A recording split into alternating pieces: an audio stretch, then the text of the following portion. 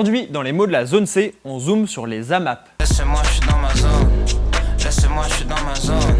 AMAP est l'anagramme d'Association pour le maintien de l'agriculture paysanne. Le plus souvent, c'est un groupe de consommateurs et une exploitation paysanne de la région qui font une sorte d'accord. En gros, les deux parties signent un contrat qui prend souvent cette forme. Les consommateurs payent une avance aux producteurs qui s'engagent à leur donner des récoltes chaque semaine. Cela permet aux producteurs d'avoir un revenu assuré et aux consommateurs d'avoir des produits régionaux de manière hebdomadaire. Et ça ne concerne pas uniquement les fruits et les légumes. En effet, ça existe aussi pour d'autres denrées telles que les œufs, le lait ou encore la viande. Le terme AMAP est enregistré depuis 2003 en tant que marque française, mais le concept est bien plus ancien. Certains l'attribuent aux Américains en 1985. Mais on aurait retrouvé des traces encore plus anciennes au Japon dans les années 60. À cette époque, l'agriculture industrielle se développe énormément dans le pays. Les produits chimiques se répandent dans la plupart des cultures, ce qui inquiète les paysans traditionnels. Ils avaient alors mis en place un accord avec des consommateurs. En échange des récoltes certifiées sans produits chimiques, les acheteurs souscrivaient à un abonnement.